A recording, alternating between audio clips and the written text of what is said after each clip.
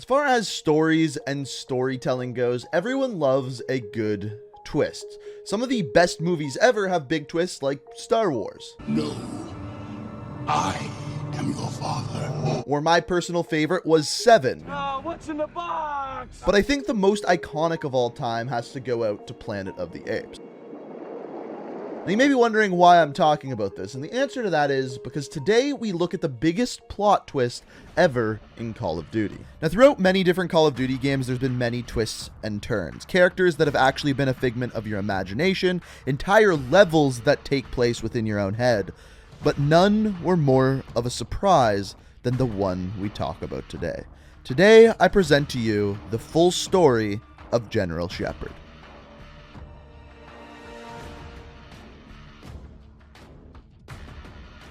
As far as Shepard's early life, really not much is known. We don't know where he was born, when he was born. All we know is he's an American citizen who was an officer in the United States Army, and eventually rose to the ranks of general, being in charge of various forces within the USMC, Rangers, Task Force 141, and his unknown company known as Shadow Company, which we're going to dive in more to later. Now, everyone assumes that General Shepard's story began in Modern Warfare 2, but that's actually not the case. He was actually an integral part of Call of Duty 4 Modern Warfare.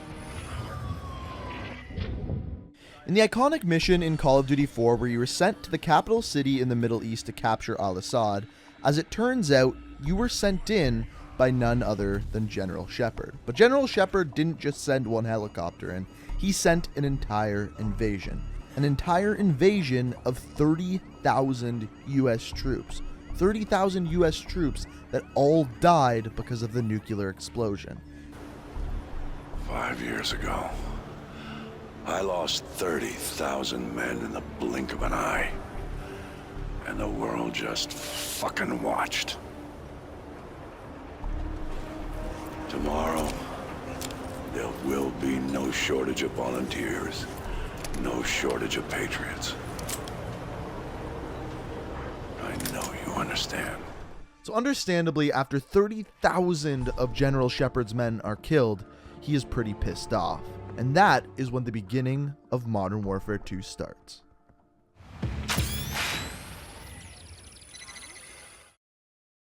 The more things change, the more they stay the same. Boundaries shift, new players step in, but power always finds a place to rest its head. So General Shepard wants revenge. The question is, how is he going to get it? Well, step one is getting an army. A giant army. And you may be thinking, well, he's already a general. He has an army under his control, but he wants a bigger one. And his way of making this happen is by getting an enemy. An enemy so bad that everyone is terrified. And as it turns out, after the fall of Imran Zakhaev at the end of Call of Duty 4, Makarov rose from the ashes. And just like General Shepard said, Power always finds a place to rest its head. and as it turns out, that place where power decided to rest its head just so happened to be on the shoulders of Vladimir Makarov. Now, as we mentioned, General Shepard's response to Makarov is getting a giant army at the hands of the United States. But on top of that, creating an elite group of soldiers that could go in and take down Makarov. This group was known as Task Force 141. Welcome to the 141. Best hand-picked group of warriors on the planet. Now, Task Force 141's first mission was known as Operation Kingfish, a mission that ended up going horribly wrong, and Captain Price ended up sacrificing himself so the rest of the group could get away. Now, eventually, Task Force 141 ends up saving Captain Price from a Russian gulag. So, Price? This belongs to you, sir. Who's so? But remember how we were talking about General Shepard wanting that giant army? Well, the catalyst for him getting that giant army was an attack on Zakhaev International Airport by none other than Vladimir Makarov. Now, after this, Makarov was fully in General Shepard's sights, and two of the star players on Task Force 141, Gary Roach Sanderson and Simon Ghost Riley, were sent to his safe house to capture him. But upon getting there, Makarov was not there. However, there was a bunch of computers containing intel about Makarov and his whereabouts. So General Shepard instructs them to get the intel and extract it from the location. And upon doing that, the most surprising thing in Call of Duty history happens.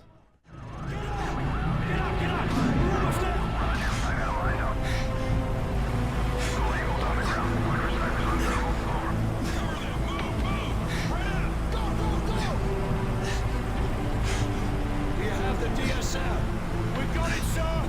Good. That's one less loose end.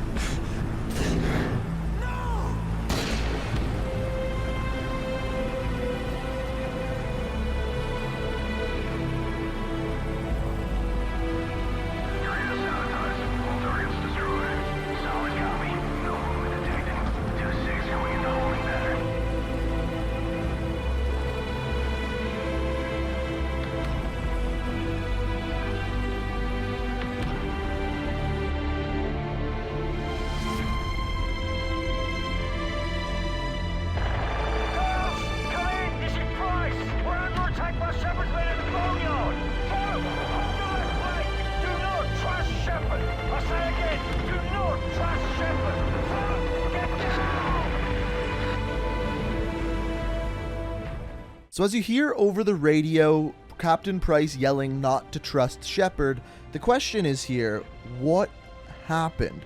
Why is General Shepard all of a sudden killing two of his star soldiers, Roach and Ghost? What made him switch sides, and why all of a sudden is he the bad guy? The answer to that isn't as easy as a lot of people think. As it turns out, way back at the beginning, as you see in the campaign, General Shepard sends an undercover soldier, Joseph Allen, one of the members of Task Force 141, undercover with Vladimir Makarov to attack Zakhaev International Airport.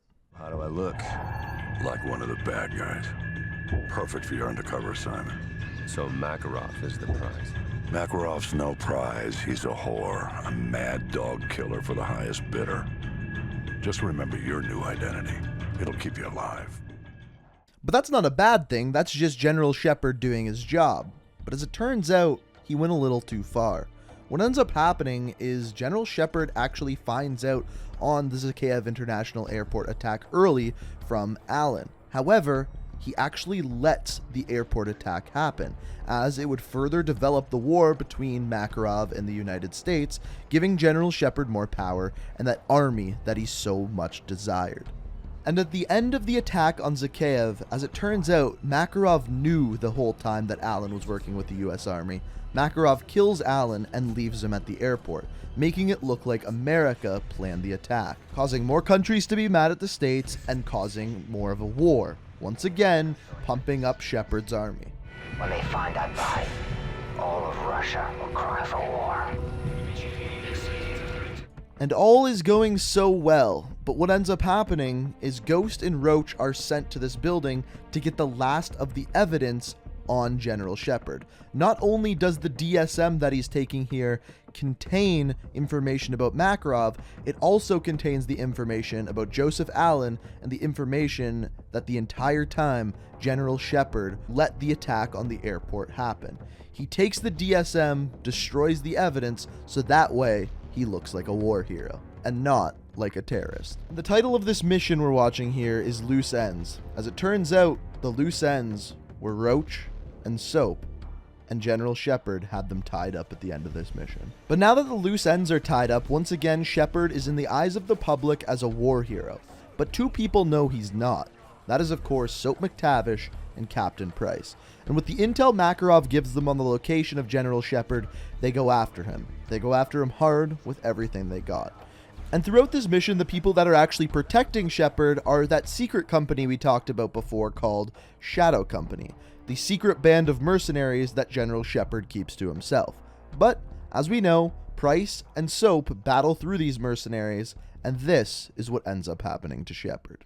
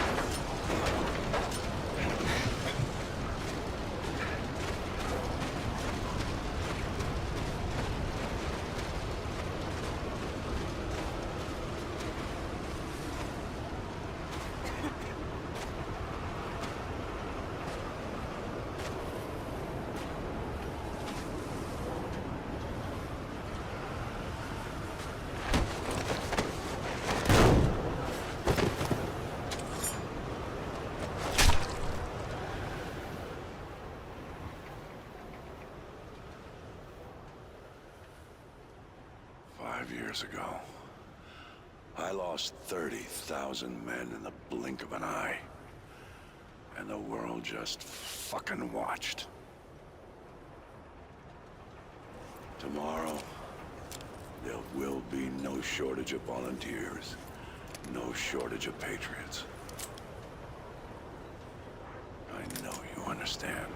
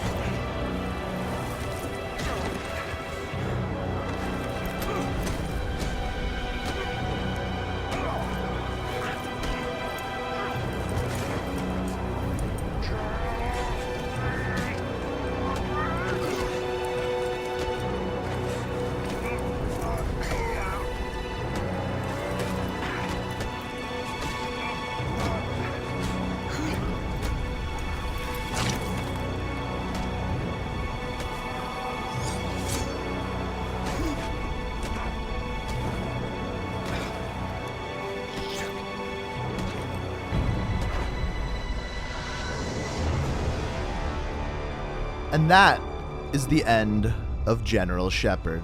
But his legacy lives on. As it turns out, after the events of Modern Warfare 2, General Shepard ends up going down as a war hero. His dream to be considered one has finally met. However, he's not alive to hear that legacy. Unfortunately, our heroes, Captain Price and Soap McTavish, go down as war criminals and are hunted down. But that is the beginning of Modern Warfare 3. And a story for another day. But ladies and gentlemen, that is the full story of General Shepard. Hopefully you enjoyed it, and if you did, I'd love it if you could hit that like button. It really does help out the channel. Also, let me know down in the comments which characters you'd like to see me cover next in this series. If you like what you see here and want to stay up to date, make sure you hit that subscribe button and make sure you have notifications turned on. But guys, I hope you enjoyed. Thank you so much for watching, and until next time, peace out.